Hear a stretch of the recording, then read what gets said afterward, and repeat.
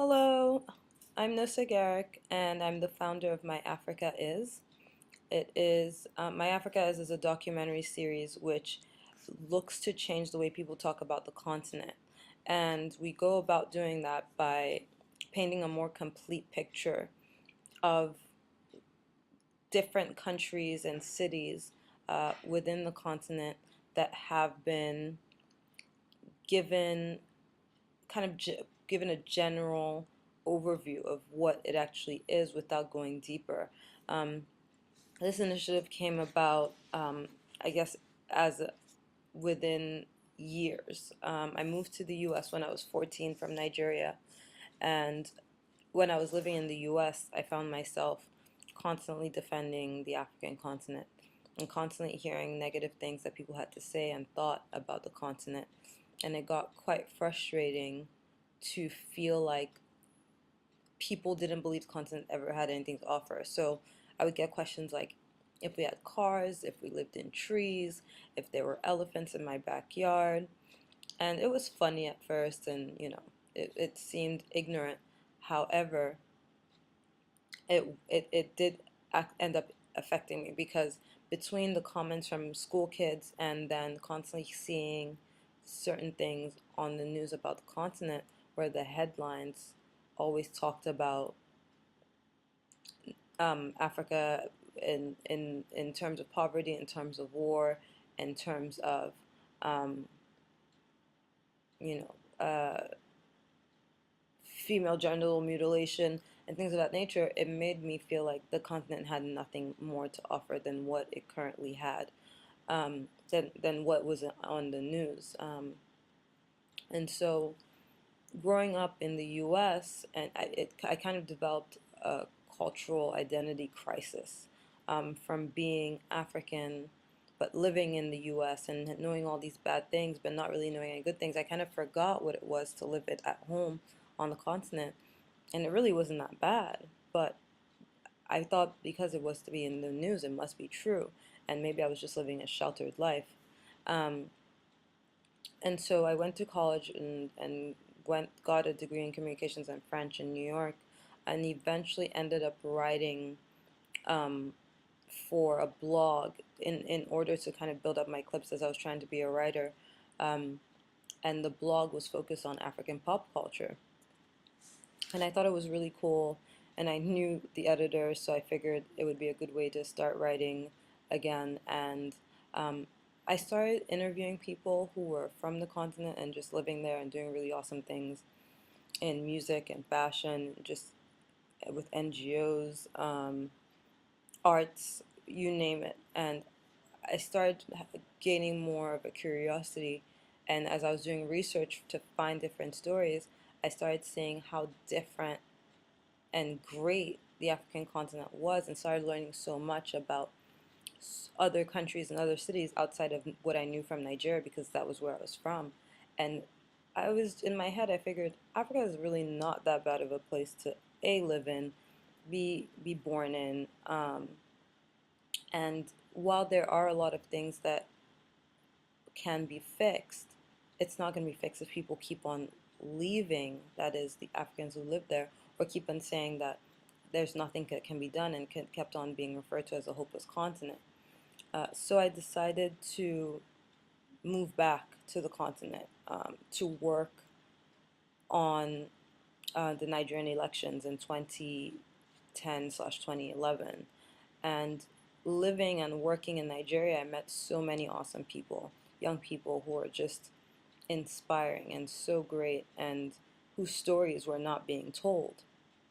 And one thing I knew was that I was inspired by the story of Ushahidi and Oriokolo, who is an activist from Kenya, who has just done so many amazing things and has basically revolutionized the face of Kenyan politics by creating more transparency.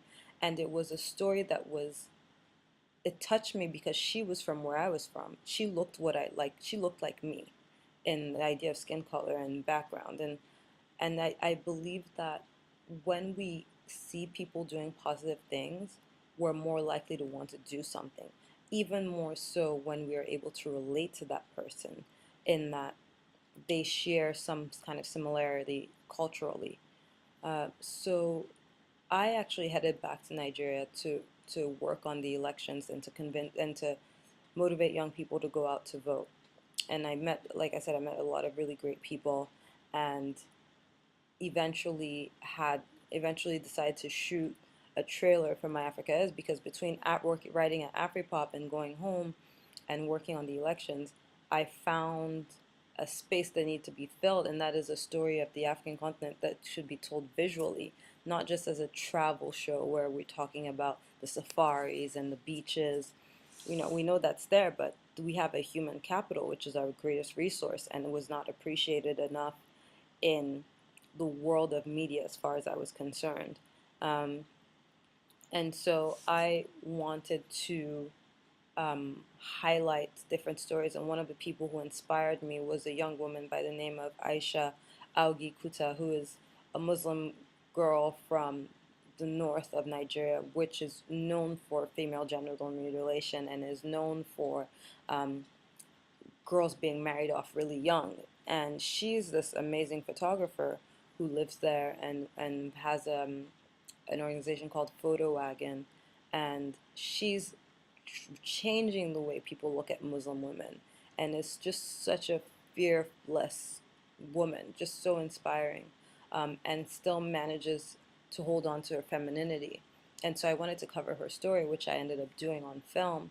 And I said, this can't be it, because there's so many other people all over the continent who are doing great things. And I think that when people are able to see these stories, they'll not only be inspired, but will be moved to do something. The series aims to not gloss over issues, but rather speak to people who are rising above them. And so we're talking about Aisha, who rose above the stereotype of Muslim women. She's a mother of three, but still continues to do amazing work in photography and film. Um, and and so that was really how My Africa Is was born. And now it's been an amazing journey of accomplishments and failures and experiences. And now I'm actually currently in Nigeria shooting the first few episodes that will air soon online. And it's just been an experience where I've learned so much about myself, but also learned so much about my country. And today has been my second day of shooting in Lagos, and I've gotten to visit areas that I would have never seen before, and understand that they're not as bad as people make them seem, even though they're places that a lot of people wouldn't go to. And obviously they have their issues. It's never been a goal of ours to gloss over issues, but rather to put them in context so people understand them more. And we're giving the continent more human face and more individual face, because every city is so different from the next. Every country is so different from the next. And so it's really unfair to have one continent generalized, and without its story being told by its citizens. Um, and so this is the first step, I believe. Well, not the first step, but it is one of these steps in moving this African story to be put back into the control of African people, so that people get a better understanding of what it is to be African, what it is to live on the continent, and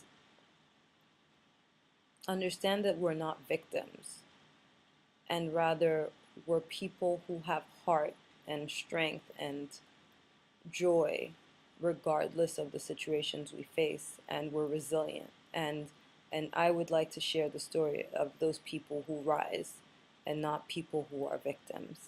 Thank you so much. Enjoy the trailer.